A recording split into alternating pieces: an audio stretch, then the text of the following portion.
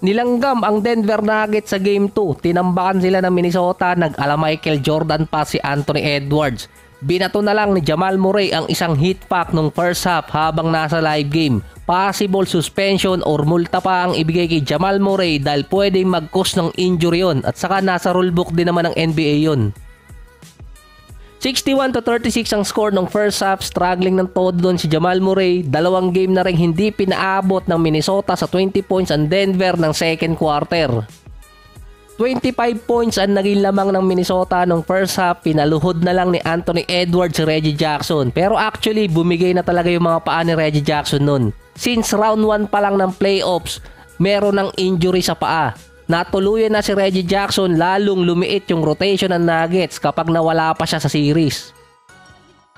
Niyari ni Towns sa first half ang Denver, 20 points, 16 points naman kay Edwards, nasa 50 naman ang Denver Nuggets nung second quarter.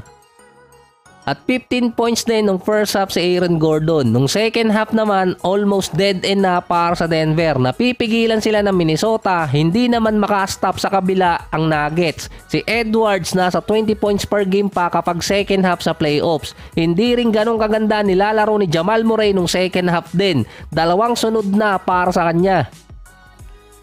Depensa pa rin kasi doon kay Jamal Murray. Makalusot man siya, hindi comfortable siya na makukuha. At kung makakuha naman siya ng open shot, overcook, nagiging totong yung mga tira.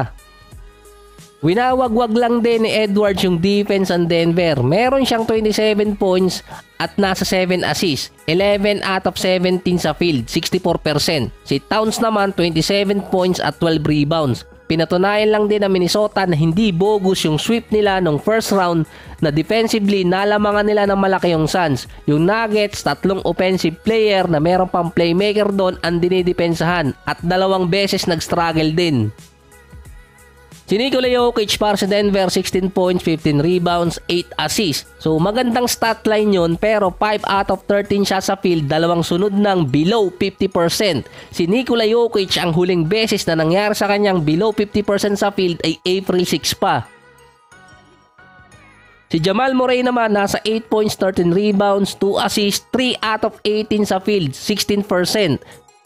Nahuli pa sa camera si Jamal Murray na di umano nagmoney gesture after niya magreklamo si referee. Mado-double whammy pa ata si Murray sa game 2 at possible talaga siyang mapagmulta ng malaki nun.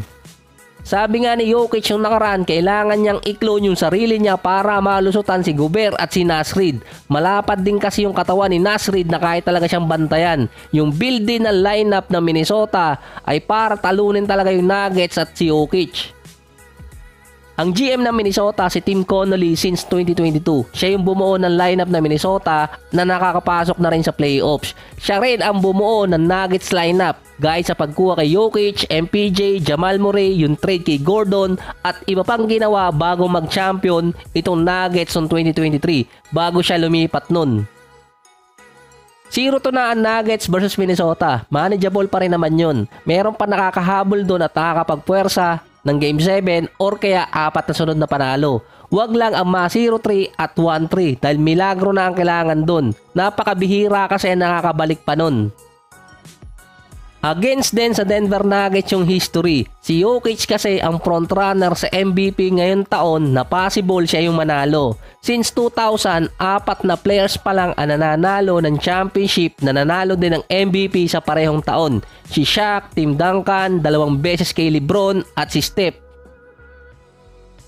Napakabihirang mangyari noon at kapag naman nagawa ng isang player nagiging dynasty. Mahirap din yung adjustment na gagawin doon ng Nuggets dahil yung defensive player ng Minnesota halos gustong pakasalan na si Jamal Murray. Parang true love, hindi siya iiwan. End-to-end sa court, bantay sarado si Jamal Murray kay Jaden McDaniels. Ito nababasa ko lang sa mga comment section na yung mga fans ng Lakers naglipatan sa Minnesota dahil originally doon naman galing talaga ang Lakers. Pero yung nagbabantay kay Jamal Murray na si Jaden McDaniels, galing ng Lakers din yun. Pinik siya noong 2020 na binitawan ng LA at pinadala ng OKC kapalit ni Schroeder at ni Green. So tinrade naman ng Thunder yon papuntang Minnesota. So Lakers represent pa rin.